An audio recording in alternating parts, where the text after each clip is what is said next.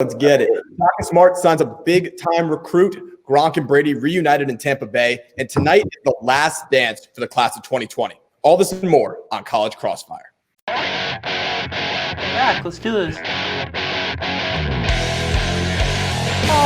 right, let me explain why Aaron Judge is getting it. You can boo me all you want. I want to see UCF Knights in the playoffs. I want to see them. The New York Yankees. Yeah! Los Angeles Dodgers. We're robbed. Okay. Take a bow. Take a bow. This is all chaos.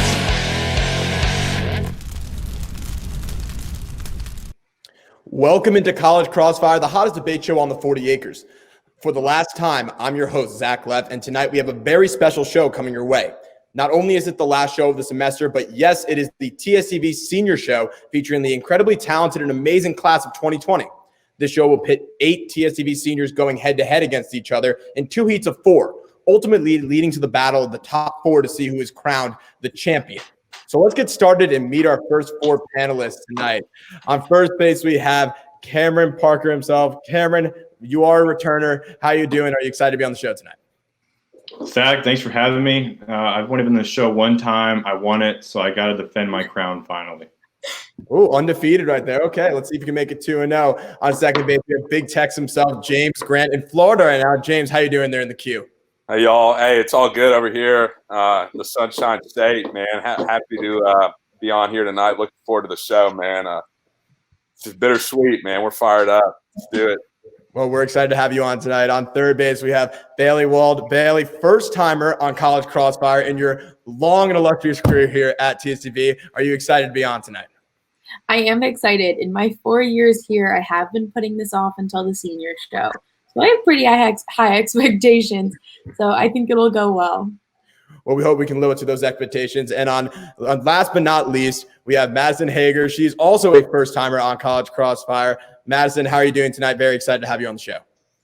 Doing great. Just holding it down in the 2-0, you know. But I agree with Bailey. I've waited for the very last minute to make sure it's the best one. Well, let's save the best for last then. Thanks, guys, and good luck tonight. In late April, Shaka Smart landed his first and only recruit of the 2020 class. Now, some might say signing only one recruit is nothing spectacular. However, when it's top 10 senior Greg Brown out of Austin, Texas, I think it's okay to have only one recruit, especially with the whole Longhorn team returning next year. Brown is an incredible athlete and versatile wing player who the Longhorns have been recruiting since the 8th grade. Brown decided to stay home and pass up offers from other colleges and the G League to bring a title to Longhorn Nation. So, what will Greg Brown bring to this Texas team? We're going to start it with Cameron. Well, so Greg Brown will bring to Texas the same thing that Jackson Hayes, Mo Bamba, and Miles Turner have brought. Another 5-star recruit that will use Texas as a springboard to jump to the NBA, even though he'll play for a college program that will refuse to play to his strengths and weaknesses and inevitably be a part of another Longhorn team that will underachieve and miss the NCAA tournament or get bounced in the first round. Well, I can't lie. You're using the historical facts right there, but I don't know. Maybe the team will be a little better this year than it has been in your 4 years next year or your time here in Austin right now. James? Yeah, I was lucky enough to see Greg play a few games there at Vandergrift this past his senior season, and yeah, I mean he's really a freak athlete, and I think he's going to come in and immediately make an impact. And Shaka landed a great one, really. And, I think he has the ability to take the pressure off a lot of the other players on the floor for the Horns. And really, he can knock down shots from anywhere. And also, he's pretty dominant down low. So this is definitely a program-changing commitment. So excited to see him getting after it at the Irwin Center next season. Yeah, definitely a big-time recruit for Shaka, especially because they had no one, like you said. And to get the hometown kid to stay in Austin and play for the Longhorns was a big get. Bailey? So like y'all said, he was Shaka's biggest recruit. And he is huge. He is 6'8", so he's big, he's tall. He can score, rebound, and block, which is obviously great for the team. But something that's unique about him is that he's from Austin. His family went here. He grew up loving UT, just a fan, loved the team. So I think that's something really special we're going to get from him, this strong passion for the university and everyone on his team that some of the other, big big recruits, but from random places didn't have. Yeah, you don't see every day Texas getting necessarily a top 10 recruit, but, when it's a hometown kid, you can have that advantage, and that's what Texas definitely used to get Greg Brown, especially having a legacy here. Madison? Greg Brown's obviously going to bring, the big man tradition back to Texas, like we said, with Jackson Hayes, Mo Bamba, all those guys, the one and dones. But I think that something that's really important about him is that he's going to bring some energy to the Irwin Center that Texas definitely lacked this past season. As we saw, the attendance was very low at some games, like very few students. I think he's going to bring the hype back to Texas basketball. Although they may not perform, super great this season, as y'all were mentioning, I think that he'll bring that energy to the Irwin Center, which might help them move further in the NCAA tournament and actually make it this year. Yeah, without a one and done necessarily this year on the team, we saw some games. There was one earlier in TCU that went viral where there was basically no one in the stands to start the game, and Greg Brown should definitely bring the people in. After the first question, everybody's going to start out with 2 points. We move on now to some softball, Texas softball. The team's season was cut short after an incredible start for the Longhorns. After the cancellation, it was announced that everyone would be able to gain a year of extra eligibility from the lost season. So despite some seniors taking advantage of that decision, like Miranda Ellish, other fellow seniors like Reagan Hathaway, Caitlin Slack, and Tuesday Dare Margosian decided that it was their time to walk away from the Texas program. So how big of a loss is losing these seniors for the Longhorns? James, we're going to start with you on this one. Well, Zach, I'll happily lead it off here. And, of course, me, the avid follower of Texas softball, I had to make some notes. But, I'll run down the list real fast. I mean, we'll start with Reagan Hathaway. Veteran presence in the outfield. They're definitely going to miss her. She's one of the team's leading hitters. She hit over 300 her junior year. Just really phenomenal, older, experienced player that the Horns are going to miss out there on the diamond. Caitlin Slack, solid infield shortstop, another veteran presence there in the middle infield.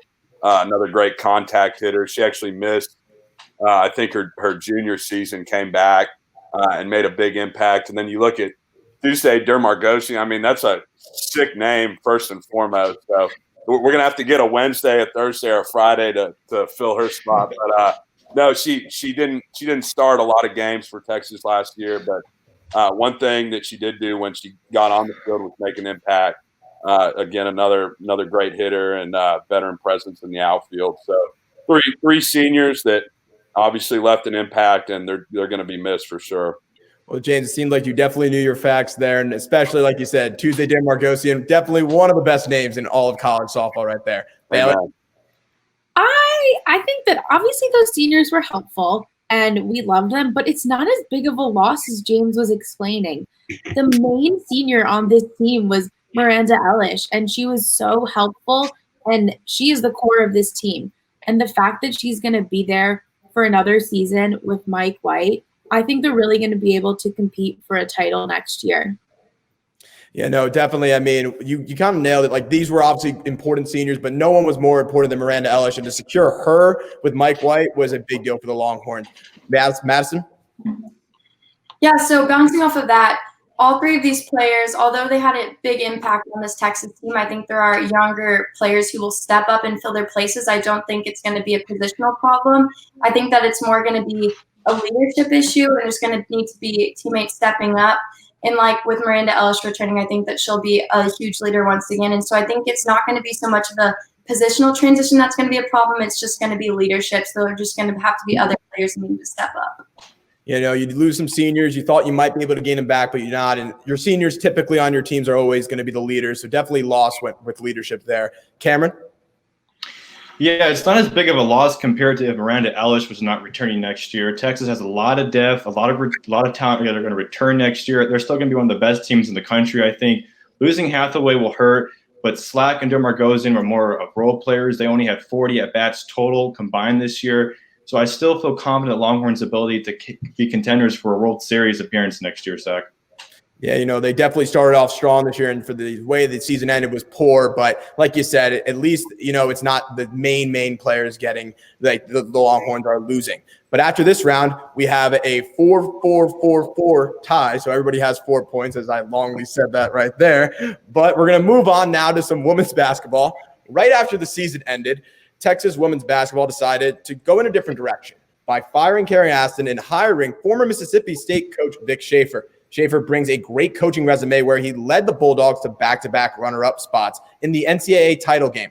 On top of that, he also decided to bring with him 2 of his assistant coaches from his previous school to Austin. So what does Vic Schaefer bring with bringing his staff from Mississippi State to Texas? Bailey, we're going to start with you.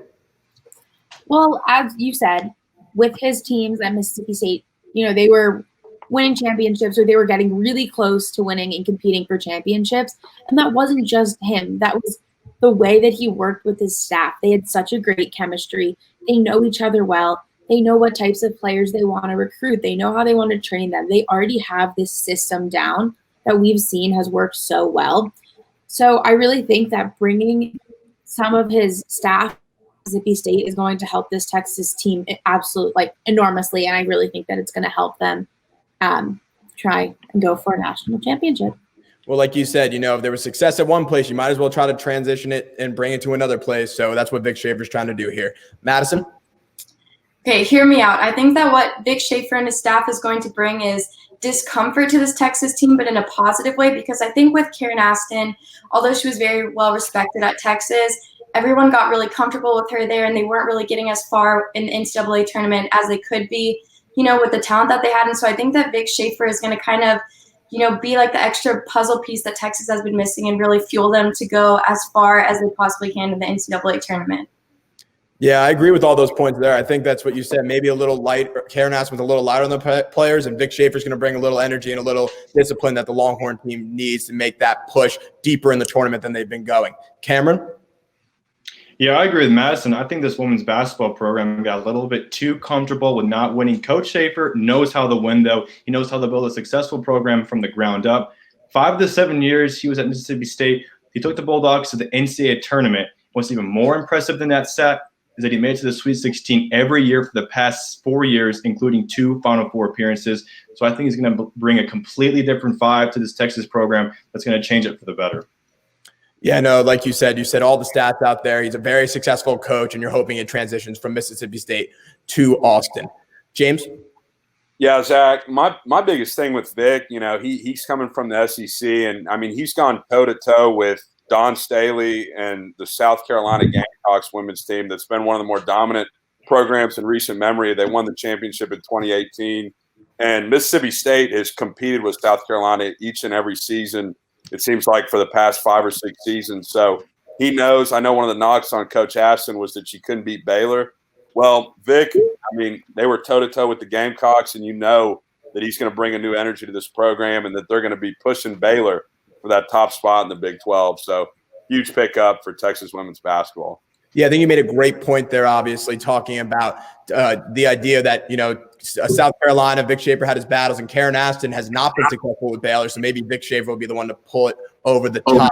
But after that round, your answers are all really, really good. We still have a 7-point tie, so everybody's going to have 7 points. So this next round, every question is worth 1 point to the winner, so that will decide who's going to move on to our Final Four. So we go, last week we saw some quarterback movement in the NFL as former starters headed to some new organizations to be backups. Former number 1 overall pick Jameis Winston stayed in the NFC South and went to the Saints, while Andy Dalton traveled from Ohio to Texas as he signed with the Dallas Cowboys to play in his home state.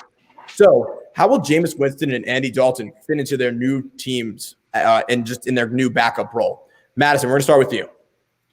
So first of all, with Jameis Winston going to the Saints, I think that that's more of a positivity on him because he's going to be under Sean Payton and Drew Brees and really get that senior leadership. And also with his new eyesight, that doesn't help. That does help. So that's going to be great for him. But then with Andy Dalton, it's more of a benefit for the Cowboys because if they don't put that quarterback franchise tag on Dak, Andy Dalton is a great backup. He's a veteran. He's had a lot of success in Cincinnati in his earlier years. And so I think that for Jameis, it's more going to be positive on him. And then for Andy Dalton, it's a really good benefit for the Cowboys.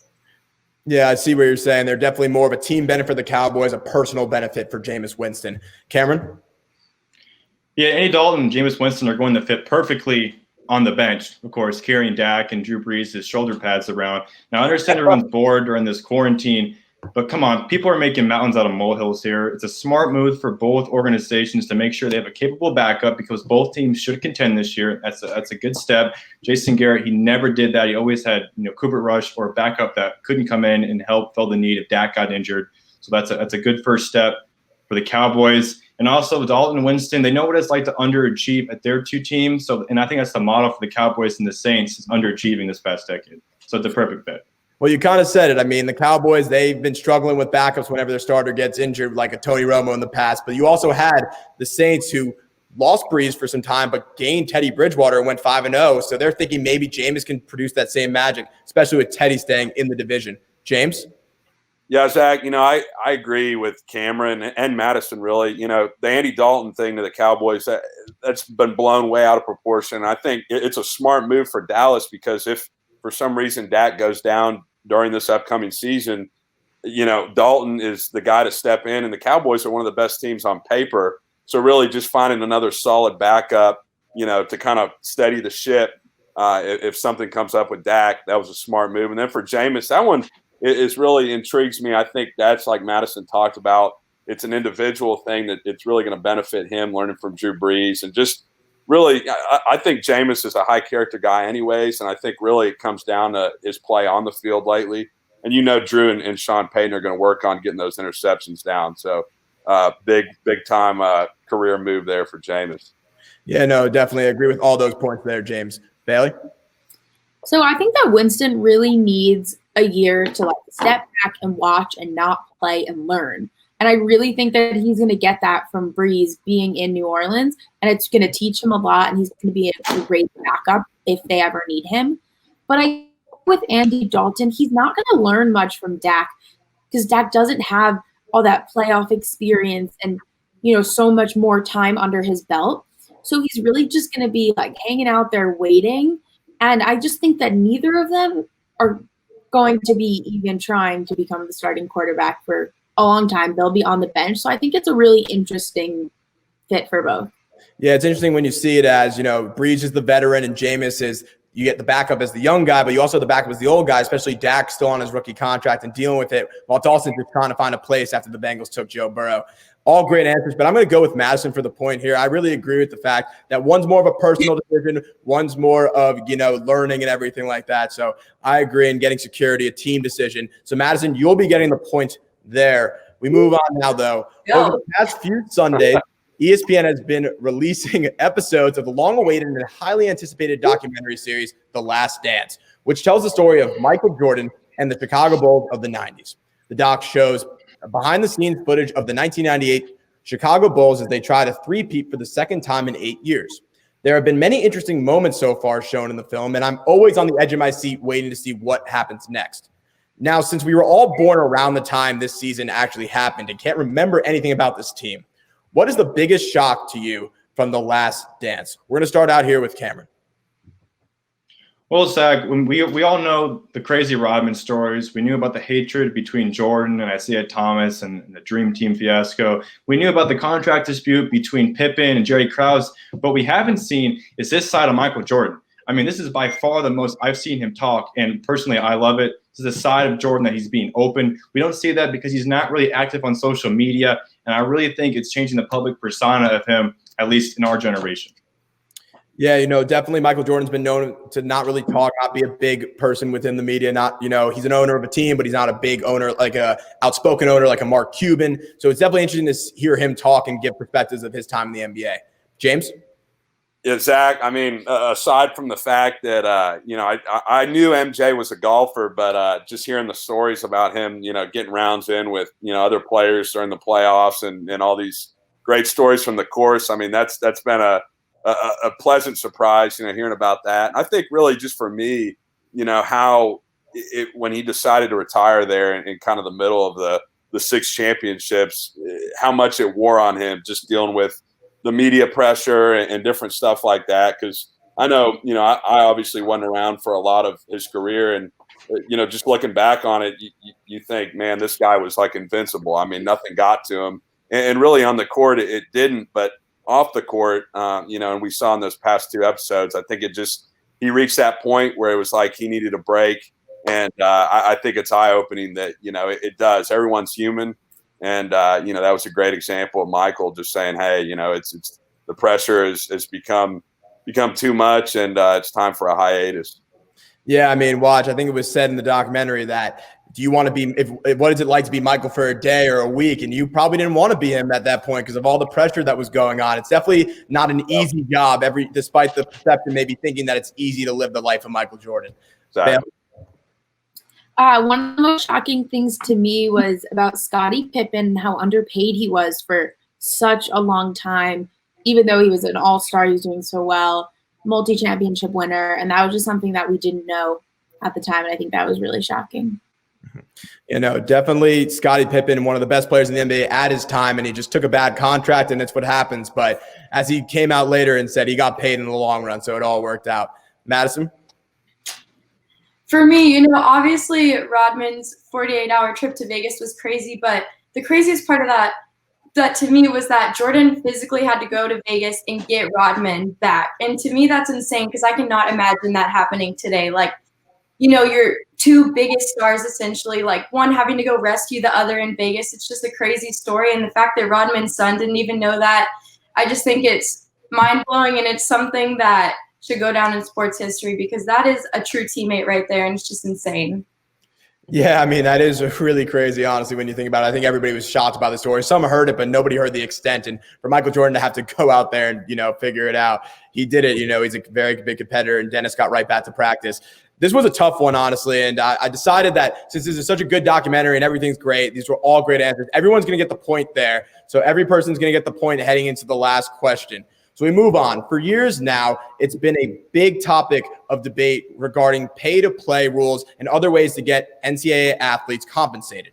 Earlier this year, it was announced that places like California would pass a bill to allow players to make money off their name, image, and likeness, meaning that they could sign autographs and make appearances at places for money as early as January of 2021.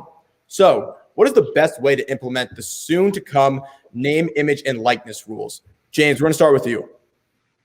Man, Zach, I'm telling you what, man, I feel bad because I'm definitely not an expert on this topic. But, I will say, obviously we're going through a crazy time right now. And I think people are just, ready for sports to come back in whatever way they may be. And, I look at it as, as far as the college athletes, getting paid for, their name, image, likeness, whatever it may be.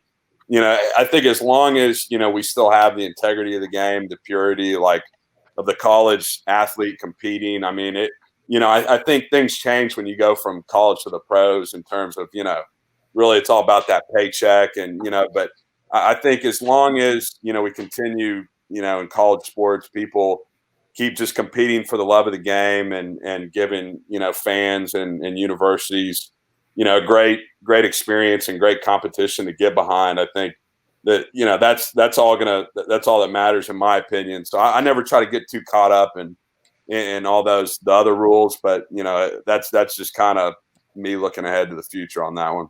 Yeah, that was the NCAA's concern about paying players who are doing it. If they would take, if they think, they're going to get paid. It makes me think of that comment made me think of Jadeveon Clowney when he knew he was going to be the number one overall pick. So at South Carolina's last year, he kind of coasted and, there. So maybe that is a big worry for the NCAA. Bailey? Well, my thing with this is what's going to happen with the women's sports, because as we know, they always bring in less revenue. They have less fans, less big deal. But with a lot of women's sport, they don't have that transition that James was talking about when they become part of the pro sports league, because a lot of women's sports are actually less successful than these college sports. So I do support that they should be able to profit off of their name and likeness. But I think that when implementing it, something that would be really helpful for the athletes and the schools as a whole would be making sure that they implement it into men's and women's sports together at the same time and really encourage that all of their athletes all around the board are being successful and are profiting off of this new rule. Yeah, it's one of those things that's why it's been a big topic of debate, men's and women's sports, because you need to be careful with the idea of the NCAA actually paying the athletes because you couldn't tell the price range. But that's why the name, image, and likeness about it, you can go out on your own and try to, make appearances, sign autographs, and decide to make compensation as long as you do not use the school's name or logo in any way. Madison? So with these NIL rules, I think for sure the biggest impact is going to be on recruiting and recruiting to come. And so I think in order to keep the game, exciting and not have certain schools getting all these crazy recruits and some other schools lacking and keeping the competition up, I think they're really going to have to put a cap on these big schools of, I don't know how that's going to work with the money, but I just can imagine some of these bigger schools without a pro team in their city, such as Austin, Oklahoma, Alabama, these schools, I think they're going to have some kind of cap in order to still encourage recruits to want to go to other schools, because I think that's going to be the biggest problem is recruitment. Yeah, recruitment was a big discussion I heard when this first even came out. It even came out even with the states of like if California comes ahead, there's a good chance that California might get some kids over Texas or in Alabama because you can actually make money off yourself in that state. Cameron? Yeah, I mean, it's a good first step. It's finally on the right track to get paid for play. But as Madison and Billy brought out, it's going to favor programs such as football and basketball because they're more high profile. It brings more attention to the higher networks, and it's going to hurt women's sports, and it's also going to hurt just low profile sports because track and field athletes, soccer athletes, lacrosse athletes, they're not going to get the same marketing recognition that a Sam Ellinger or a Tua or a Joe Burrow is going to get. And also, what about colleges that have ties? Like Nick Saban, he owns a car dealership. Is he going to be able to just tell recruits, hey, you come to Alabama, you're going to get a commercial every week? So how's this all going to work out? I don't know. It still has to pass in the courts. It's interesting, but it's a good first step. But it's just going to be unfair for a lot of teams and programs. Yeah, definitely the parity in who's getting the money and where it's going to go and who will benefit the most from it. It will be a struggle for the NCAA to deal with and figure out. But after that round, I'm going to give the point to Bailey here. I like her point about the idea that it's tough right now because that's been the big debate about women. Every time it comes into play, the pay to play, it's tough to decide how you're going to compensate a football player compared to, let's say, a Texas softball player. So, Bailey, you're going to get the point. And after that round, it means that we have Bailey and Madison, our first-timers, are moving on to the finals of College Crossfire. So congratulations to you guys. But before we go meet our next panelists, we're going to give James and Cameron some FaceTime, let them get some last words in about their time here at TSTV. So, Cameron, why don't you start us off, man? I don't even know where to start, Zach. I've been thinking about this moment for 22 years, and I don't even know what to say, to be honest with you. But it's been great being at TSTV. I met a lot of good friends, such as Bailey, Madison, James, and of course you, Zach. So I look forward to what's ahead of us, and I look forward to coming on the Crossfire reunion show and picking up a dub. Awesome, that's great to hear, Cameron. James. Yeah, like Cameron, I mean, it's been just an awesome experience for me from the get-go. I mean, I was actually thinking tonight, I remember meeting Cameron, about 2 years ago, as we were walking into our first TSTV Sports meeting. It was just like awesome, and we've kept in touch, of course, and just everyone just for welcoming us in with open arms and just been a great experience overall. I know I've learned so much and more importantly, made some friendships to last. And it means a lot, and I've so enjoyed every minute of it. So, thank y'all for everything. And like Cameron said, I can't wait to see. I know we're all going to do great things, and really put Texas on the map. No matter what we end up doing. So, I can't wait to stay in touch and see what happens for everyone down the road. Well, thank you, James. I really appreciate that. TSTV really appreciates that. And I just want to say on behalf of TSTV, thank you guys for everything you've done during your time there. You guys have been great. And Bailey and Madison, we will see you guys later in the show in the finals. But when we come back, 4 new panelists will join me on the show as they try to earn their way into the finals of the College Crossfire Senior Show. Stick around. You won't want to miss it.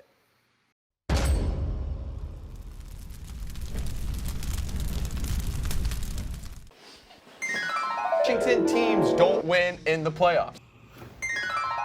Telling LSU. Wow. Their schedule.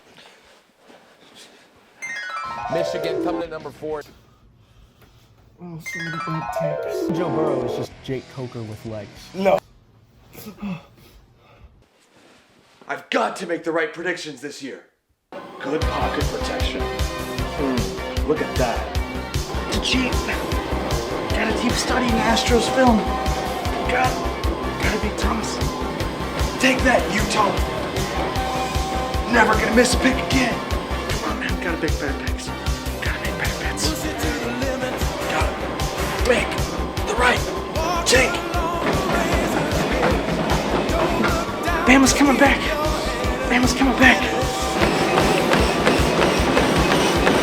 Gotta make the right predictions.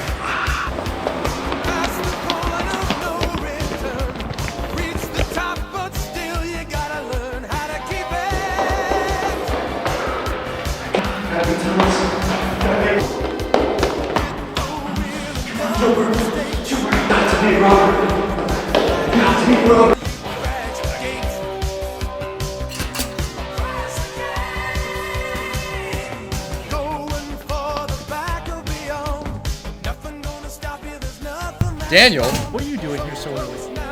I slept great. I'm gonna go. I mean, dark horse, right? You can't choose Dark the Dodgers, horse. you can't choose the Astros, you Yep. can't choose the Yankees. Dude, the Natties, man. The kick in, here it comes. Swing and a miss! Swing and a miss! Swing and a miss! And a World Series Game 7 winning Curly W.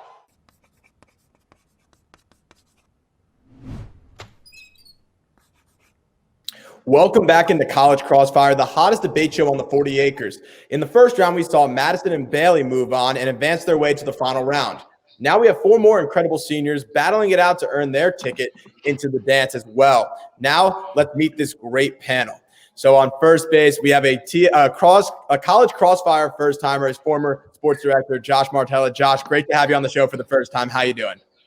I'm doing pretty well, and being this first time, I want to conjure up some magic. I'm gonna channel my inner Mark School for good luck, and I'll say if I was doing any better, it wouldn't be fair to anyone else. You got to love that reference, Josh. It's great to have you on the show. On second base, we have Nick Kucholtz. Nick, I think it's been a while since you've been on College Crossfire. It's great to have you on. Yeah, Zach, I'm glad to be here. It has been a while, so trying to make my return and going for this dub on the very last edition. But I'm excited to be here and glad everyone's healthy and doing well. Awesome. Thank you, Nick. On third base, we have Christine Taylor, another former sports director. Christine, great to have you on the show tonight. Thank you. I'm incredibly emotional tonight, but I'm really excited to enjoy my last Crossfire and talk some sports with these people. Well, that's awesome to hear. And last but not least, we have Jocelyn Maldonado. Jocelyn, how are you doing tonight? Great to have you on the show. I'm doing great. Thanks for having me. I've been on a losing streak, but I'm excited for tonight. Last show. Well, tonight might be your lucky night to get that W. It's great to have you all on, and good luck to everyone. Let's get into some Longhorn football. During the NFL draft, Texas had their top two receivers, Devin Duvernay and Colin Johnson, get drafted in the 3rd and 5th round, respectively. They were huge losses for the Longhorns, but recently Michigan transfer Tariq Black decided Austin was the place for him and signed with the Longhorns. Black brings great experience and will have a great chance to blossom with senior quarterback Sam Ehlinger coming back for his final year. So, how will Tariq Black fit into this new Texas receiving corps? Josh, we're going to start with you. Yeah, I think you mentioned in your question with Sam Ehlinger. Tariq Black has spent his time at Michigan with Shea Patterson, not as good quality quarterback as Sam Ehlinger. I think that's really going to help him out. But in terms of him fitting in with this team, the receiving corps just really needs some upper class leadership. Looking at the roster, you've only got Brennan Eagles as an upperclassman with playing time. So I mean, just him being out there in the team is going to help a lot. And for a prediction, I see him and Eagles being just like LJ Humphrey and Colin Johnson were in 2018. Interesting. Sam Ehlinger will definitely have a big part in that. And Tariq Black, like you said, experienced guy, brings that leadership and comes from a very good program and well-run program at Michigan. Nick? I think there are still some question marks around Tariq just because he has had a lot of injury problems. Now, what we do know that he's 6'3", he's 215. He was a 4-star recruit coming out of high school. He was the leading receiver. He started as a true freshman at Michigan. He was the leading receiver in those first 3 games. I know it's only 3 games. So because of the injuries, I don't think Tom Herman expects him to be an all-conference player or anyone with, maybe a ton of pro potential just because of the injuries he's gone through. But he's going to bring up, Josh touched on it a lot, is the inexperience that right now the receiver room has. I think he's going to take a little bit of pressure off of them, add some depth to the receiver room, give another target for Sam to aim for. I'm excited to see how he'll be at Texas. Again, the injuries has obviously put some question marks as to how productive he can be, but I have confidence that he can play a big role on this offense. Well, like you said, the injuries hurt his career at Michigan, and he definitely wanted to come to a place to prove that he can be a great receiver, one that people thought. And coming to Texas with a guy like Sam Ehlinger throwing in the ball should definitely bring out his skills that he had coming out of high school. Christine? Yeah, I mean, I definitely agree with a lot of what Nick and Josh both said. I think to kind of combine those, I do expect Sam Ehlinger to have a great year this year. He has matured so much as a quarterback through his years at UT, and I think it's just going to be an amazing year for Sam. With Tariq Black at 6'3", he's a great vertical target to come in after Colin. Currently, Brennan Eagles has been projected to fill that slot, but like Josh and Nick both touched on, there is some inexperience within the receiving lineup for Texas right now. So I think getting that veteran in there to kind of try out Colin's role and see how that goes with Sam, I think will really help out the team this year. Yeah, you saw at the end of the year, Jake Smith, a freshman, wasn't getting as much time, and people were wondering, and that was some inexperience. And definitely having a guy like Tariq Black come in will take that pressure off Jake Smith and maybe show that production that he had earlier in the year. Jocelyn? I agree with everything my fellow colleagues have said. He did have an unfortunate career with injuring himself with his feet breaking his left and right foot. But, because of that, I feel like he will be able to go out, bring in that courage and that fight to want to show out in the media and for the NFL. So I see him wanting to try hard, and he will be a good fit. Yeah, no, definitely agree with all those points there, Jocelyn. After this round, everybody's going to start off with after this question, everybody's going to start off with 2 points each. We move on now, though. A couple weeks ago, 3 Texas players were drafted in the NFL draft. Brandon Jones went to Miami. Devin Duvernay landed with Lamar Jackson in Baltimore. And Colin Johnson made his way to Duval County. Also, Malcolm Roach and Zach Shackelford were also signed to teams as undrafted free agents. So my question is, which Longhorn will make the greatest impact on their team? Nick, we're going to start out with you. Zach, I think Devin Duvernay is a perfect fit for the Baltimore Ravens. You saw Harbaugh's reaction when they drafted him. Baltimore wanted him badly. Now you have Lamar Jackson, as you mentioned, Hollywood Brown, Mark Ingram. They also got J.K. Dobbins in the draft. I think Duvernay, he's going to be another crucial weapon for that already high-powered offense, arguably the best in the entire league. And, Zach, if I do say so myself, as far as swag and appearance goes, Duvernay is going to look cold in that black and purple jersey. I'm so excited to see how Duve does for the Raven flock. Yeah, no, watch. Adding, like you said, John Harbaugh's reaction said it. That's all you really need to see. And Devin Duvernay is just another great weapon that the Baltimore Ravens already had on their team. Christine? Yeah, I mean, I'd like to try and switch things up so that we all have different answers, but it's 110% Devin. Duvernay's an incredible receiver, and then he's going to be paired with a great quarterback on the Ravens. So with Devin's speed, his ability to catch the ball in pretty much any situation that's thrown at him, I think that he's just going to really enhance an already incredible Ravens offense and just make it even better, because we've seen incredible things from Devin over the years, and I don't think that'll be any different in the NFL. Well, like you said, I think Devin really earned his way to get drafted as early as he is, especially had a great year last year. And Baltimore noticed it and probably thought they got a steal getting Devin in the 3rd round. Jocelyn? I just want to add a little bit more to the Devin Duvernay hype because he deserves getting drafted. He led the nation in catches and finished 4th in yardage. Plus, let's take in consideration his physique. He's built like a big defender who can get through those hands and tackles, but he also has the legs and the speed to get the yardage. But I want to add another Longhorn, which is Brandon Jones in Miami. He has the speed and range to play over the top, and he has played with injuries, as you've seen, so he's very tough, and I think he'll be resilient and awesome in Miami. Yeah, Brandon Jones definitely in Miami. He's going to do great things. And Devin Duvernay, like you said, he's got that 4.4 speed that you saw at the Combine. Josh? Yeah, I'm just going to pile on with the Devin Duvernay hype here. I mean, is it any question, though? Like, he averaged over 100 yards receiving per game, 13 yards per catch in his last season here. In his entire career, 244 targets, 5 drops, only 5 drops. That's since 2018, that's the lowest pass drop percentage in Power 5. But I mean, he's also athletic. I'm just gonna subtle flex here, but I was at that Maryland 2018 game, where he dove into the end zone to catch a pass from Sam Ehlinger. Yeah, I was there with Longman Band. But also in the Alamo Bowl, he caught that touchdown pass while getting interfered with. So, I mean, yeah, he's just all-around wide receiver. Well, watch, Devin Duvernay, you guys all were giving great love to Devin Duvernay, and deservedly so. And good luck to every single Texas football player. But it seems like Josh said, Devin Duvernay just has all the tools you need. He was a super reliable receiver in college, and hopefully that will transition in the NFL. After that round, we're going to have Jocelyn with 4, Christine with 4, Nick with 5, and Josh with 5. We move on now from the NFL to the WNBA. In early April, Suge Sutton and Joyner Holmes were both drafted in the WNBA draft by the Washington Mystics and Seattle Storm, respectively. Both of these Longhorn legends made their big impacts during their time in Austin. But my question is, who will have the greater impact in the WNBA, Joyner or Suge? Christine, we're going to start with you.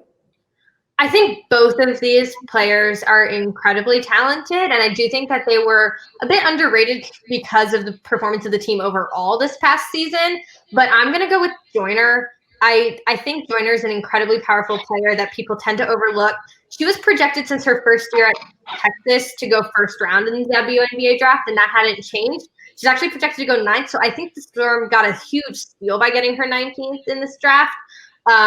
I think she brings so many experiences, 2 Sweet 16s, she has multiple records for the team. I think that Joyner will make a really big impact, but I think Suge will as well, but I just think Joyner right now. So.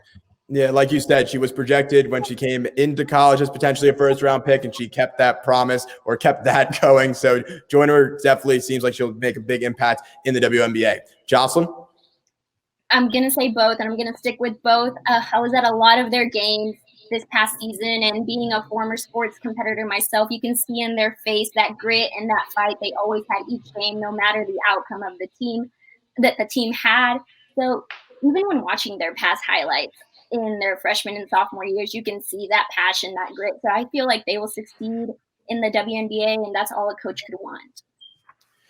Yeah, like you said, if you just put in hard work, which it looked like both women put in hard work at the time in Austin, I think both their teams will be happy to have them when this season starts up eventually. Josh? Yeah, I'm going to preface this with the fact that basketball is my least favorite sport of the Big Five. Yes, soccer is above basketball.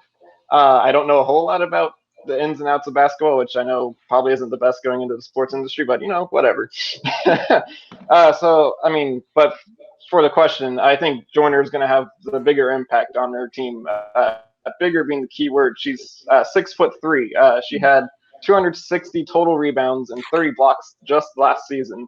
Unfortunately, TexasSports.com doesn't have points in the paint, but I would assume most of her 13 points per game came under the basket and off of rebounds. So I think that's going to be a big help for the Seattle Storm, and she's going to be a force to be reckoned with there. Yeah, definitely having that size should be a big key, especially with plenty big-time athletes and tall players in the WNBA. Nick?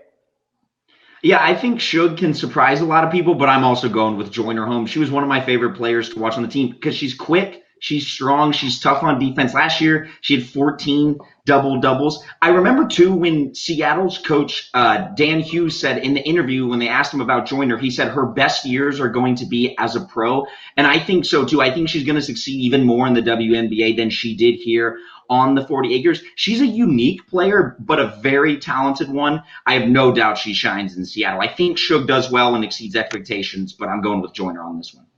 Yeah, watch. You can't really argue. You all basically said it. Joyner Holmes, the first-round pick, definitely projected to do better necessarily than Suge Sutton, but both ladies should have a great career, hopefully, in the WNBA. So we're done with this starting round, or this first 3 questions. We have Jocelyn with 6, Christine with 7, Nick with 7, and Josh with 7. Each question in this next round of questions is going to be worth 1 point. It's going to be given to the winner, so it's still anybody's game right now. Let's dive into a little NFL for a little bit more. The NFL draft was a fun and exciting ride as the draft went virtual for safety reasons. The draft actually had some of the highest viewing numbers in years and showed the great emotional moments when players were drafted. The beginning of the draft seemed to be pretty much chalk as Burrow went first and all the top prospects got selected in the first round virtually. However, Every year, there's always big surprises that make the Mel Kiper Juniors of the world scratch their heads. So, in your opinion, what was the most surprising pick of this year's NFL draft? Jocelyn, we're going to start with you. I'm going to go with Green Bay's pick, Jordan Love. Green Bay was so close to the Super Bowl last year, so you would think they would be revamping their lineup to get that extra step into the Super Bowl. But they settled for a quarterback. I remember seeing all the tweets from the fans, from the sports experts being like, what in the world is Green Bay thinking? I mean, you do take into consideration Aaron Rodgers is aging, and you might want to give the Jordan Love some experience from Aaron Rodgers. But it was pretty shocking to see they settled for a quarterback for their first pick round. Yeah, definitely a shocker there. You still have Aaron Rodgers. He still has some good years left, and he needed some weapons, and they didn't give him. They gave him a quarterback, similar almost to when he was drafted in 2005 when Brett Favre was still there. Josh?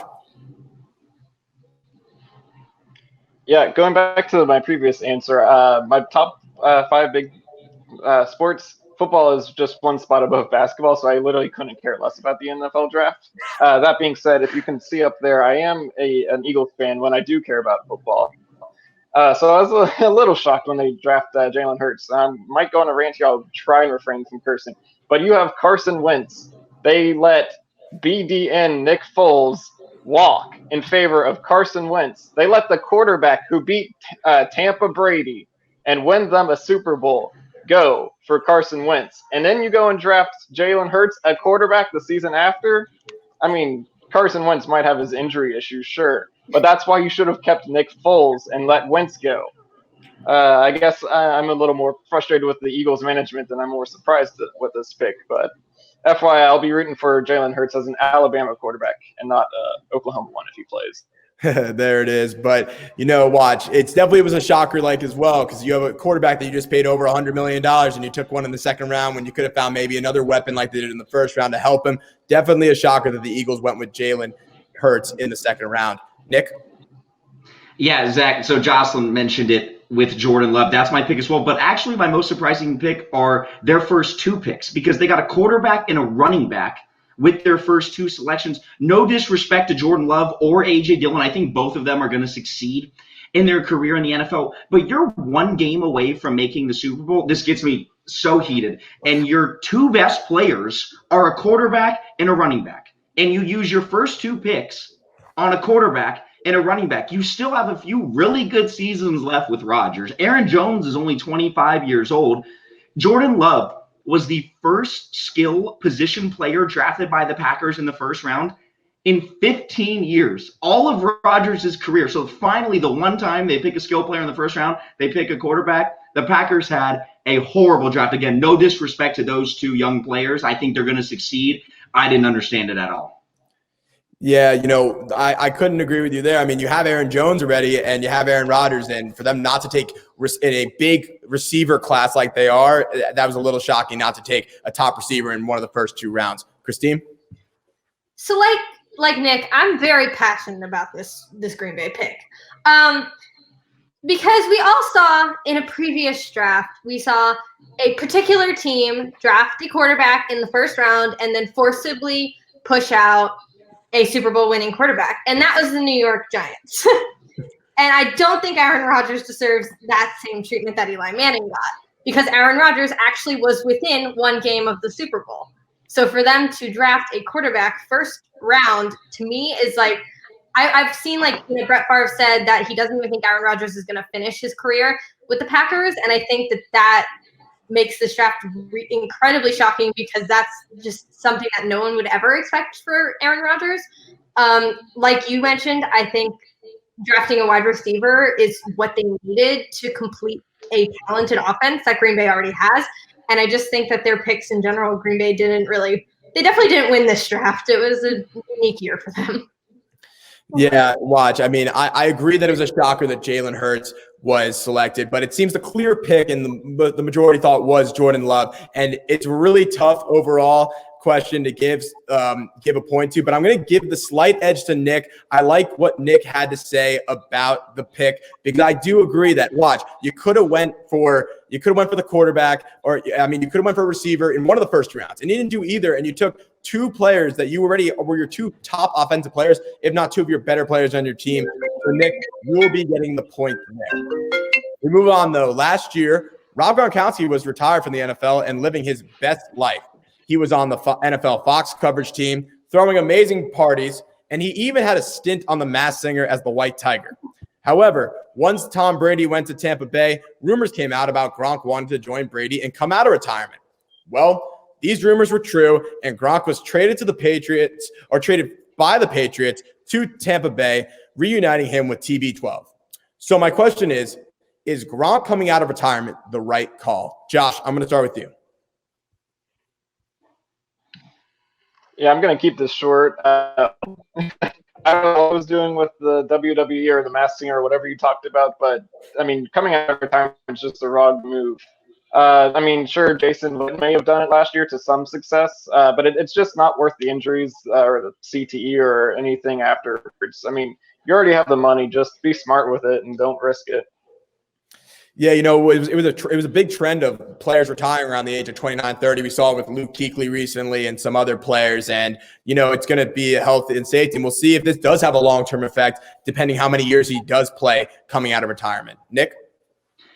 I think it is the right decision for him to come out of retirement. Obviously, he retired really young. He even said when he retired, it was because of his mental health, but that he knew he was still physically able to play. Mentally, though, he didn't feel capable at that time. But if he right now feels like he's better and he's ready to play again, so be it. He's probably excited to reunite with this quarterback on a new team. It's a new change of scenery with a new challenge. They're trying to prove that they can win somewhere else, not just in New England. And if it doesn't go well, he's still a 3-time Super Bowl champ, 5-time Pro Bowler. He's one of the best tight ends of all time. He's already proved enough, so I don't think his legacy would take a big hit, even if things don't work out for Brady and Gronk in Tampa Bay. And Zach, might I add, I think he's going to like those parties down there in Tampa. I think he will. I mean, I saw him in Miami, but I think Tampa Bay will still find to have a good time there. But I do agree that this is not really if he comes out of retirement, and let's say he plays 2 years, it's not the greatest years, he still has the legacy, and he's considered one of the best tight ends in the NFL of all time, and he's going to be a Hall of Famer, so it's not really going to be a big hurt on his legacy. Christine?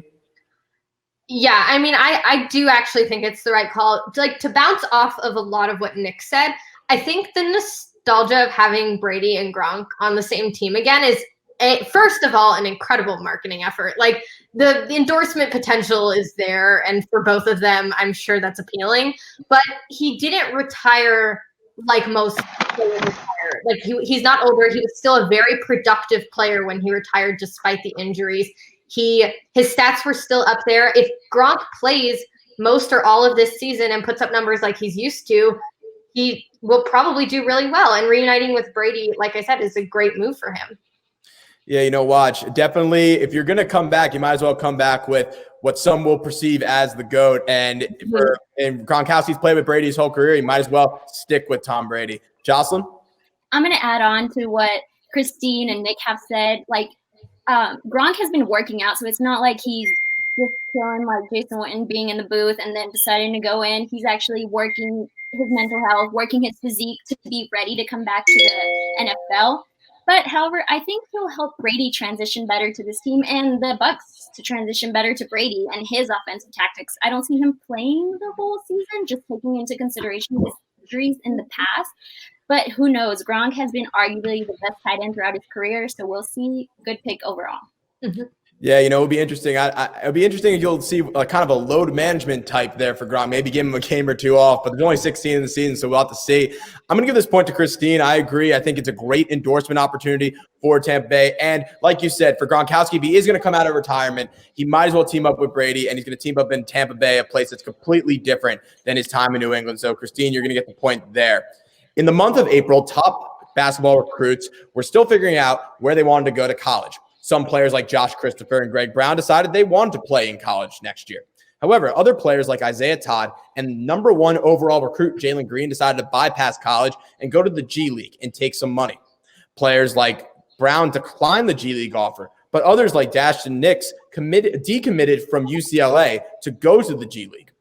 Bypassing college has been a trend recently for these high school recruits as a way to make money and play against professional competition. So, will we begin to see greater coverage of the G League as top high school prospects opt to play there over college? Nick, let's start with you on this one. Zach, I think we will. And I think we should. I think if you're a high school recruit, in my eyes, it is the smartest decision. You get paid for it, not under the table. I think it's better competition. I think it does better prepare you for the NBA. You mentioned Brown. I was honestly shocked he picked Texas. I didn't think he'd go to another university. I thought if he decided to stay in college, he'd pick Texas. But I thought he was going to the G League. You mentioned those other guys that did. They were a couple guys that decided to make that bold step this year. But I think it's going to be a domino effect. I think this is the new future. Well, it will be interesting. This year kind of is like the trial year. So if it does work out successfully and it's a good year for these 3 or 4 players that decide to do the G League route, this trend should definitely, it will increase. It can only go up from there. Christine? Yeah, I definitely agree. I think it is a good path. I think it's definitely something that we need to see how it works out, because I do think getting a normal college education probably is valuable for some athletes that will not eventually make it pro, but you can't deny that financially it is a great move for a lot of these athletes. So I do think we'll see more coverage of it as this progresses. It's just, I don't know if it'll be the new normal, but it'll definitely, this year, especially with the picks that they got in the G League, I think we will see more of it. Yeah, I think you nailed it on that last comment there, saying that, they got the #1 overall recruit in the high school class. So people obviously would want to see him. It'd be like Zion Williamson's doing this last year, and RJ Barrett, a guy just wanting to get in there. Jocelyn? I think the G League will get its coverage it hopes. Plus, I see it as a positive for the players. Whatever the players see best fit for them, I'm all for it. But, however, I do see it a little bit overblown as it taking over the NCAA already, because only a few teams get these 5-star players that go one and done. I see the NCAA continuing, doing its thing. College athletics, to me, is about the school, not the player. Plus, there's only about 60 NBA draft picks in the NBA each year. There's a lot more players who won't be going pro, so that would still like to play ball. That's why March Madness is such a fun fan favorite that has passion and zeal from these players who are giving it their all. Yeah, definitely. It's kind of the thing with the high school players. Some are only thinking about the NBA. Others think about just going to college and having the chance of getting an education / playing in the March Madness or playing in front of a crowd that's crazy, whether it's in Kansas, Duke. Yeah. We'll see about Texas in the future right there with the crowd, though. Josh? Yeah, I'm going to agree with Jocelyn on some of these points. I mean, I think it's naive to think that there won't be any kind of bump in coverage for the G League, but I mean, will anyone other than like the ultra sports fan care about so-and-so doing well in the G League or whatnot? I think your average fan just won't care. You're still going to have your preseason invitational tournament hypes, your March Madness, your empty Irwin centers. I mean, I don't think it's going to be a whole lot of change for this. Yeah, I mean, I agree with all those points there for sure. This was another tough one to decide, but I'm going to agree with Jocelyn. Jocelyn, you get the point here, because I do think that, you'll get greater coverage of people watching it. There will be the diehards necessarily coming in, but college sports is something special, and it's more about school and the community and everything. And the March Madness is one of the biggest events, if not you can argue sometimes the biggest in American sports at times. So definitely college will not die from it, but you could see greater coverage. Jocelyn, you are getting the points. That's the end of this segment, though, and our winners are going to be Christine and Nick. You guys are our winners and moving on to the Final Four, so you guys will have a chance to be crowned the champion.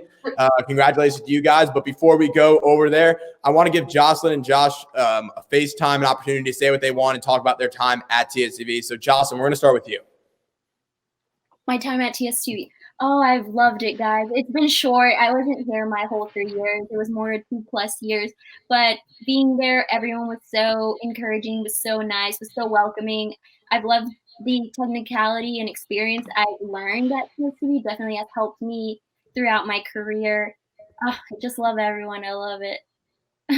Yeah, it's been an incredible time at TSTV. I mean, right now we're expecting to give Josh some time, but we do not know if he's going to be able to come back in or not. Oh, is Josh back in?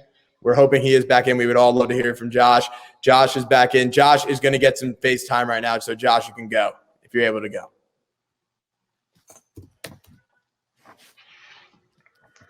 All right. I hope y'all can hear me because this end. What's my FaceTime about? I'm about TSTV. I don't think I can really put into words how much my time at TSTV has meant to me. it's just this place has allowed me to do so much learning myself, and obviously great place to meet friends. But yeah, I don't know what to talk about. But, yeah. Well, Josh, we appreciate everything you've done. Same, Jocelyn, both of you. If I'll say for TSTV Sports, we appreciate everything that you guys. I appreciate everything you've done for me during my time here. So thank you for everything. And Christine and Nick, we'll hear from you later because you guys are moving on to the championship round. So when we come back, the Final Four will share some of their favorite memories and moments during their time with TSTV Sports.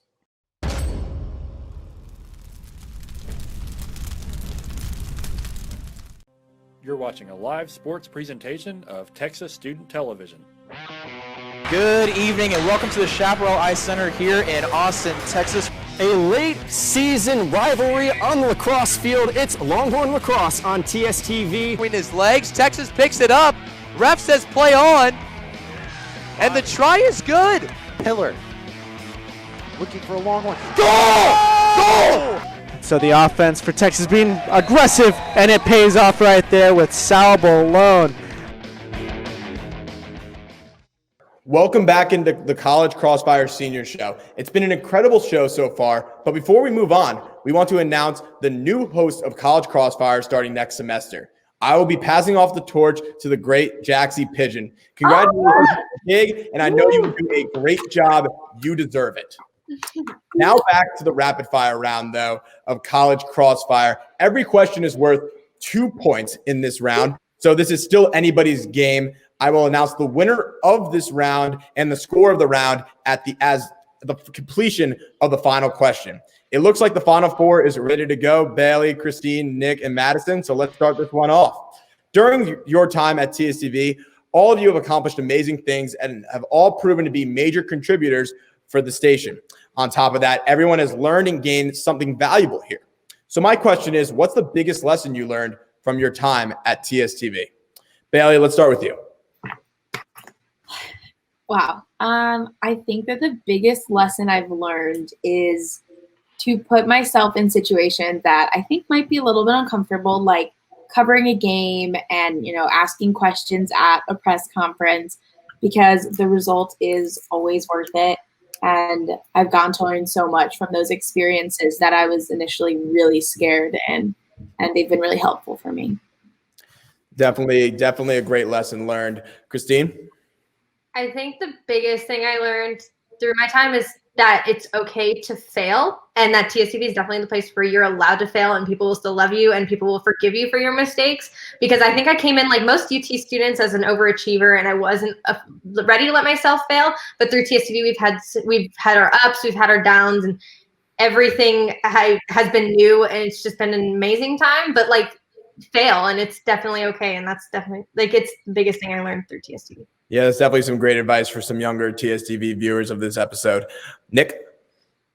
I would say the most important thing I learned was chase something that you love, which is ironic because throughout my time as a student at UT, I came in desperately wanting to be the next anchor on SportsCenter. And over a couple of years and in my early stages here at Texas, I ended up deciding that wasn't the path I wanted to pursue. But what I don't ever and will never regret is chasing that, is that at one point that was my biggest passion and that's what I wanted to do. And even though I ended up, that's not the one I'm going to follow, I have no regrets because I went for it and I tried it. And if you find anything in your life that you really and truly care about, then follow it and do anything you can to pursue it. And even if it doesn't work out, you should never regret trying. And I'll always be grateful for that. Yeah, can't disagree with any of that advice right there. Madison? Definitely my biggest lesson was to put fear aside and take every opportunity that even interests you a little bit. There were so many times when I was starting out in TSTV and I was scared to maybe cover a sport I didn't know as well or talk to someone in a press box. And every time that I did, I never regretted it. And, even though you might mess up sometimes, I think that just putting fear aside and taking every opportunity, as a grain of salt and just chasing it is really important and will be fruitful in your experience here. Yeah, I agree with all that right there. I mean, as all of us have been coming in first time, maybe a little nervous, maybe a little fearful to ask somebody, but as long as you ask, you never know. And that's kind of what I've learned the most as well. Just willing to ask people. I remember coming in junior year and I was a little nervous, but once I asked somebody, everybody was very nice. And there's so many smart people that we have at TSTV Sports that know so much about, whether it's production or being on air. You just got to ask, and they definitely will give you some great advice. We move on now, though.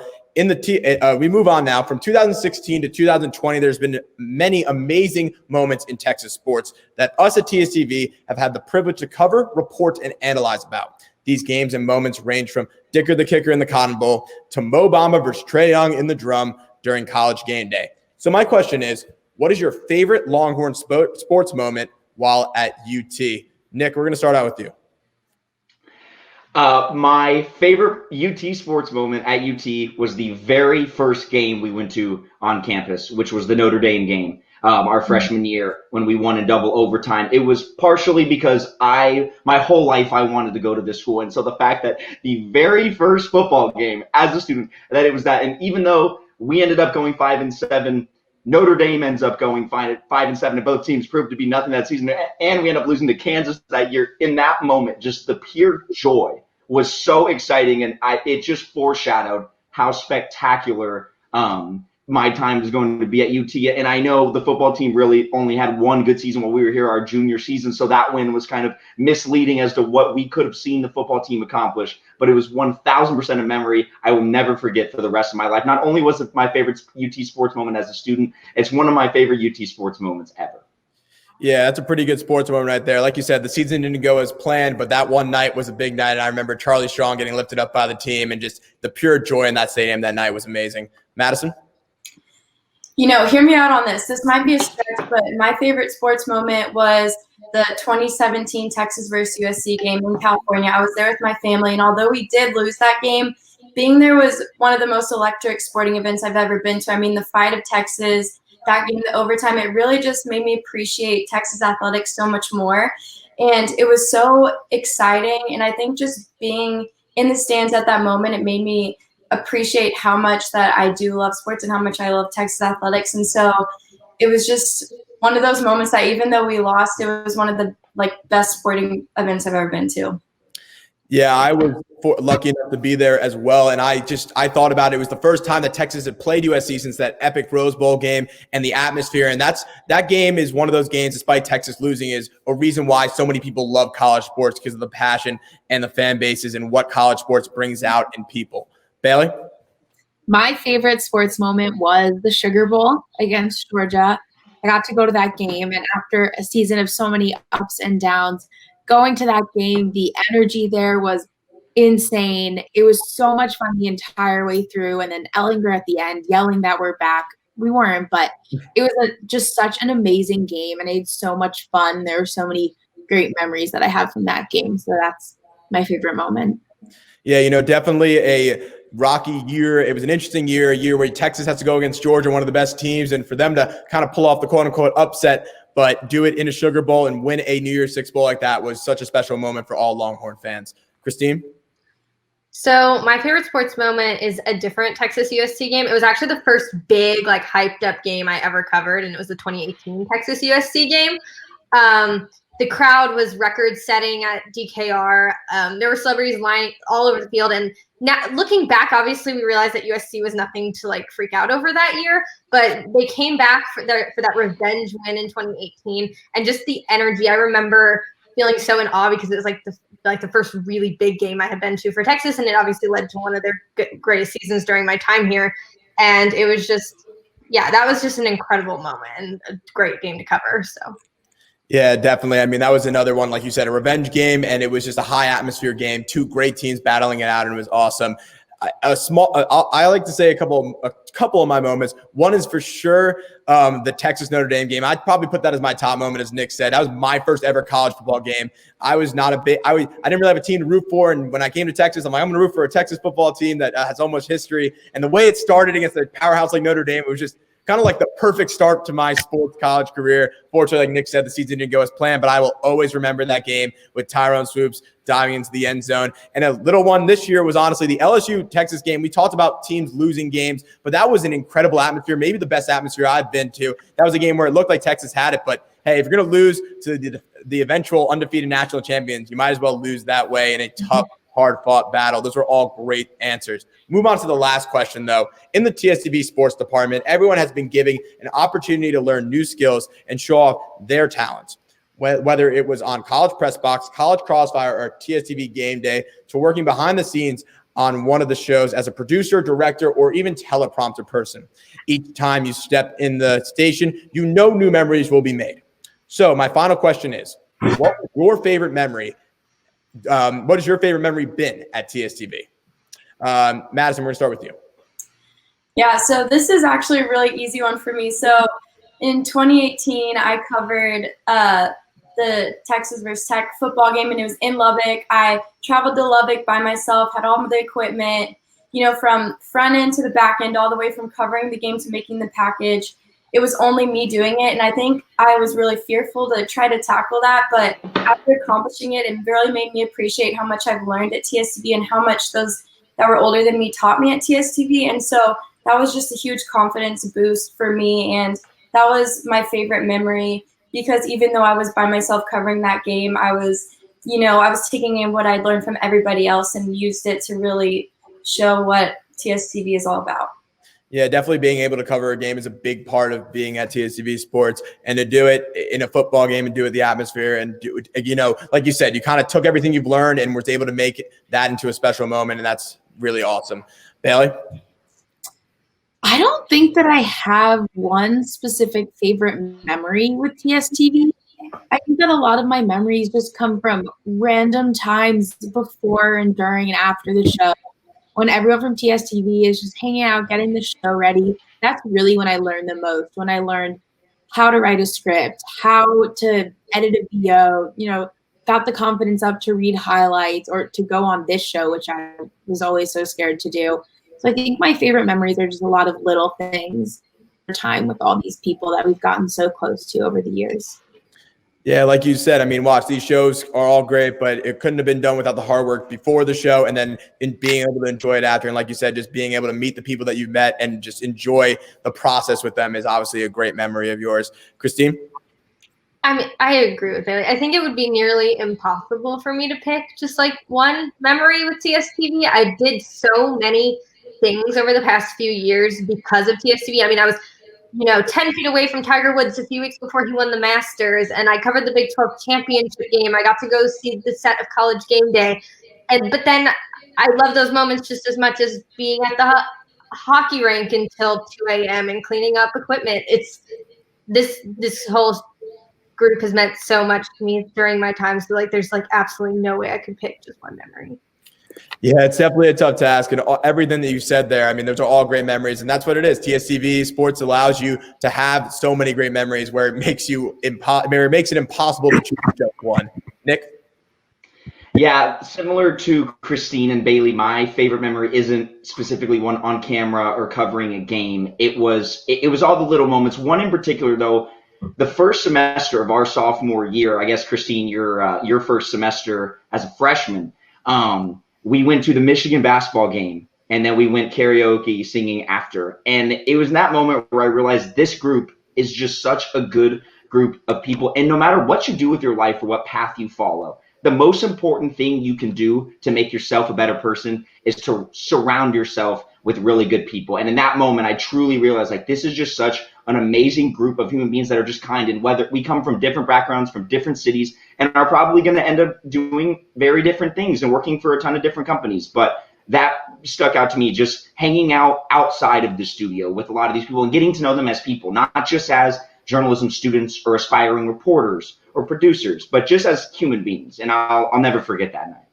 Yeah, like you said, definitely you put in the hard work necessarily in the studio or producing, but it's the people you meet at TSTV is really what makes it work. And what these are long bonds, or bonds that you're not just going to have in your 4 years of college, but that you're going to have for the rest of your life or moving on into your career, whatever you decide to do. For me, a favorite memory, like you said, it's all very, very tough. But if I had to pick one, I really love the TSTV game days that we did. Those were so much fun. I remember me and Clark Dalton, a guy who I've done a lot of stuff with on TSTV, did a broadcast for the hockey game, and it was an 8-6 thriller where Texas won, and I'm doing color, and Clark's doing play-by-play, and he's screaming at the top of his lungs when Texas scores, and it's one of those where I was just like so happy because this is something that I've always wanted to do, broadcast the game, and TSTV allowed me to do that opportunity on top of many other opportunities I was able to get, and just thankful for everything that TSTV has given me.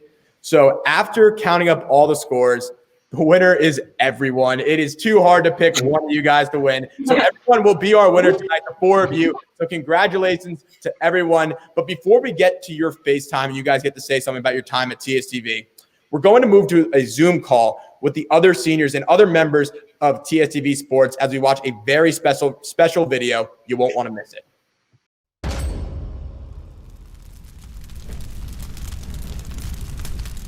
They're going to bring in Matthew McConaughey to coach. How do you think he's going to motivate this team? Texas football finishes the regular season on top. Texas volleyball secures their spot in the tournament, and Texas basketball is off to an impressive start. Every year, Texas and OU fans are split down the middle at the Cotton Bowl here in Dallas. But this year, the game wasn't as even. Signature basketball question of this network. Is Shock on the hot seat? Of course he's on the hot seat. Freshman Skylar Fields, who stepped up and posted 9 kills and 3 blocks, making it seem as though she is a veteran player. All this and more coming up on College Press Box. Now it is time for the senior tribute video. Roll it.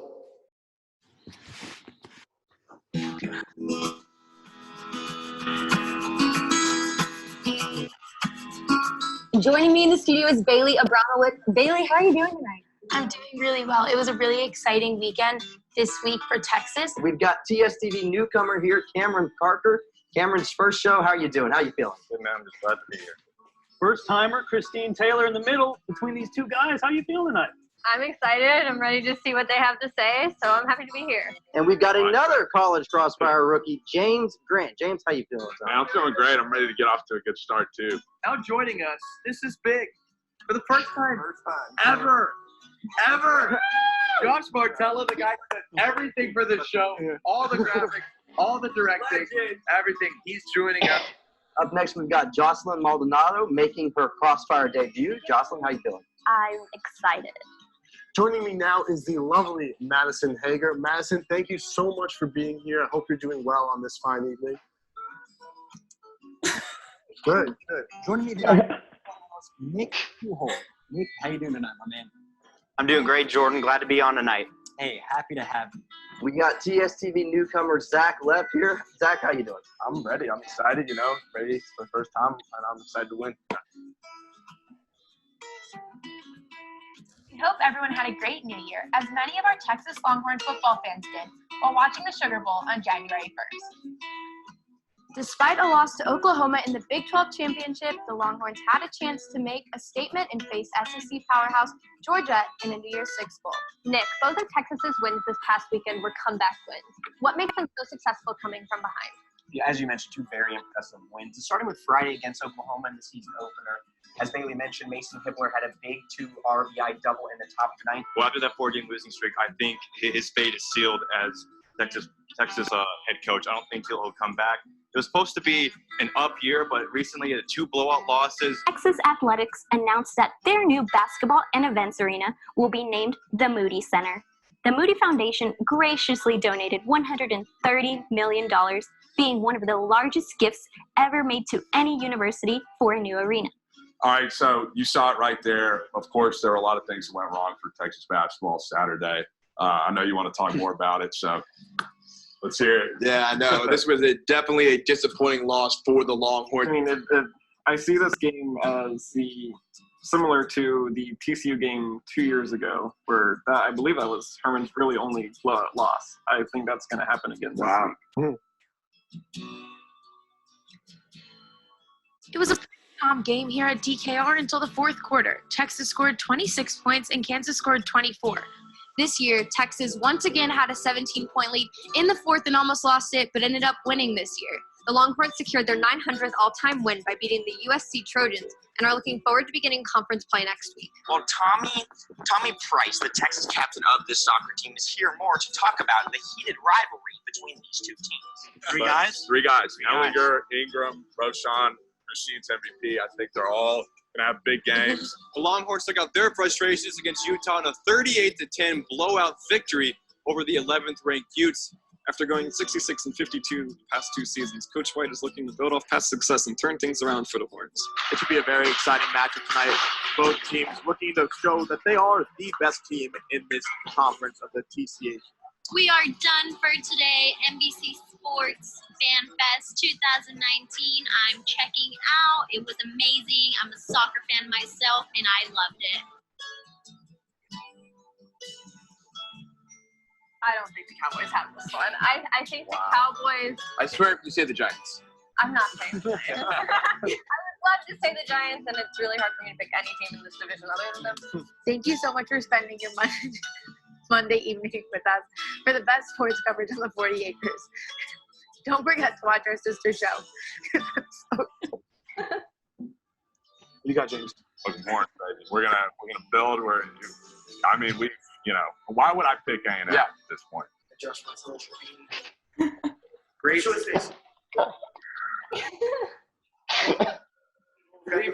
Leave it unblurred.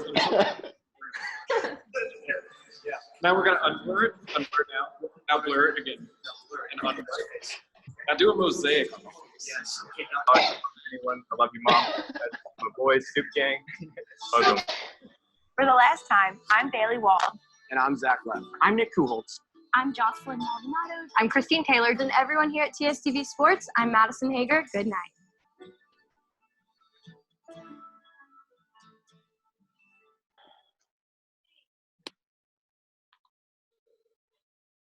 Wow, that was an incredible video. I mean, give it a quick round of applause, everybody that was in the video.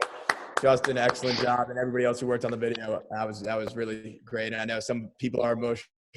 We did have some winners tonight, though, on the show. We had 4 winners, 4 very lucky winners, and they, as some of the other people earlier tonight got to have a FaceTime and express, TSTV meant to them. So we're going to start the FaceTime out with Madison. Madison, why don't you start off with the FaceTime? So TSTV has been my best college experience. I'm so glad that I joined sophomore year, and even though I joined 1 year into my college career, it was the best experience. Like, these are the best friends you'll ever make and the best people, and I've learned way more about myself than I ever thought I would from here. And so we better stay in touch, guys, because love y'all. Thank you, Madison. Thank you. And I bet everybody at TSTV appreciates everything you've done here. Nick? Yeah, when I first I mentioned this in kind of the last block, so sorry for y'all that were in there yet to hear it again. But when I first got to campus, sports broadcasting was 1,000% what I wanted to do. Over the course of my 4 years here at UT, kind of in the beginning stages, I decided that really wasn't the path I wanted to pursue. But the reason why I stayed in TSTV for all 4 of my years here was 1,000% because of the people. 4 different groups of people throughout my 4 years here, coming from very different backgrounds, very different. But every group had the same thing in common. Everyone was just generally just kind human beings, kind people. And I'll never forget that. So I just wish everyone a best of luck in your career, but far more importantly, a best of luck in your life, in your relationships, in your friendships, with your family. I wanted to go to this school my whole entire life, and I got to live my dream. And I thank all of y'all for being a part of that, whether big or small. Well, we thank you, Nick, for everything that you've done for TSTV Sports during your time here, and appreciate everything. And I guarantee everybody appreciated those comments that you just had to say, man. Really appreciate it. Bailey? Well, TSTV has been a huge part of my college experience. I joined first semester when I got here, and the people that I have met have made such an impact on my life. These are really some of the most important people, and the experiences that I've had with them, just growing in the whole journalism field and the sports field, something I'm so passionate about, with these people who are just always so happy and so amazing to be around, has just added so much to my college experience. So I'm forever grateful for this group of people, especially my seniors who I've been with for the past 4 years. Well, thank you, Bailey, and thank you everything that you've done for TSTV. Definitely everybody's appreciated all the hard work you've put into TSTV and the bonds that they've made with you. And last but not least, Christine, take it away. There are no words to describe how much this group means to me. I don't want to cry, but I'm going to miss you guys so much. I can't look at Jaxie. Jaxie, stop. Turn off your camera or something. I love you all. There is no place I'd rather be throughout college. I was with you guys at least 4 days a week, especially during my time as sports director, and I definitely would not trade it for the world. So love you all. Thank you, Christine. I guarantee everybody appreciates the hard work and just the memories they were able to have with you during this time at TSTV. And once again, congratulations to the 4 of you for winning tonight the show, but also just a big congratulations to the 8 panelists we had on tonight, our 8 seniors, Christine, Bailey, Madison, Nick, Cameron, James, Jocelyn, and Josh. I mean, everybody, just all 8 of you, you guys have done amazing things here at TSTV, and I appreciate everything that you have done. So congratulations to you guys again. Immediately after this show, we will be having our weekly TSTV E-Game Day episode on YouTube. Thank you for tuning into the show tonight. I was about to say, Zach, come on now. You got a senior too. I was saving a little thing. All right. It's okay. Keep rolling through this show, you know. Thank you.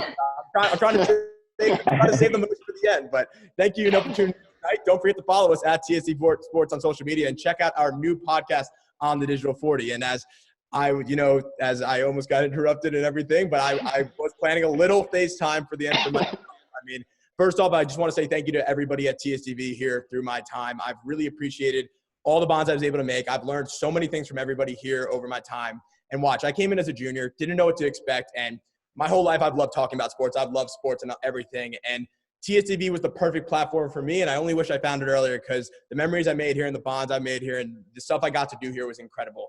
My first show here was College Crossfire. So it's very, very fun. And I did that with somebody who's here tonight, Clark Dalton and Aria Bastami. Jonathan Pulaski was the host. And that was so much fun. And I find it so ironic or so, poetic that tonight, my last show here will be College Crossfire as the host. And I just love doing the semester. But this semester couldn't have been possible without my right-hand man, Justin Morris. He has done an incredible job making the show, a seamless transition from going from where it was in the studio to, where it was online. I definitely was worried that maybe I wouldn't be able to continue this, but he allowed me to continue this. And without him, I know the show got better because of him, and I wouldn't be able to do the job I do because of him. So, Justin, thank you very much. And again, just thank you to everybody at TSTV. I've had such a great time over my 2 years here. So, from all of us at TSTV for the last time, have a wonderful rest of your week.